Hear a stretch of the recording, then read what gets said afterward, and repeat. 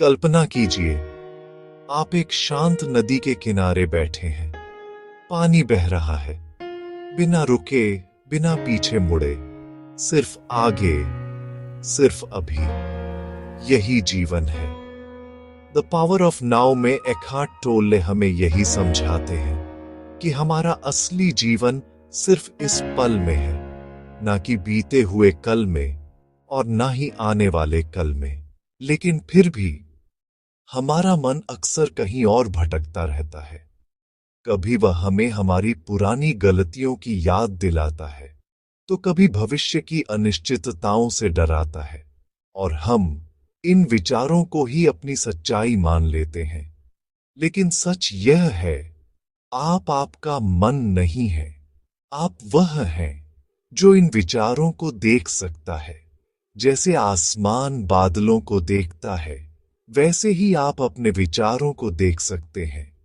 जब आप लाइन में खड़े होकर इंतजार कर रहे होते हैं और अचानक बेचैनी या गुस्सा महसूस करते हैं, तो असल में समस्या इंतजार नहीं होती।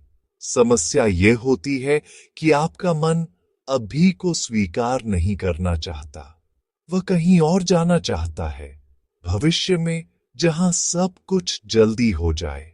और यही प्रतिरोध आपको बेचैन करता है।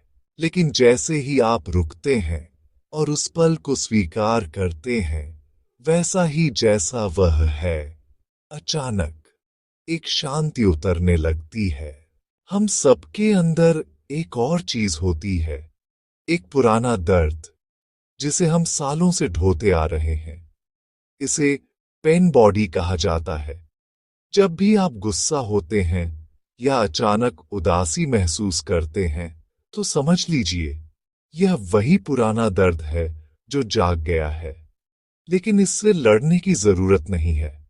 बस उसे देखिए, बिना जज किए, बिना भागे। जैसे ही आप अपने विचारों और भावनाओं को देखना शुरू करते हैं, उनकी ताकत कम होने लगती है।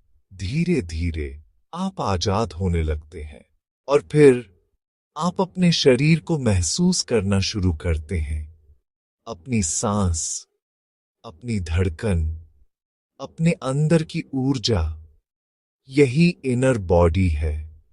जब आप इसमें ध्यान लगाते हैं, तो आपका मन शांत हो जाता है और आप पूरी तरह अभी में आ जाते हैं। और अंत में सबसे गहरी सीख है समर्पण।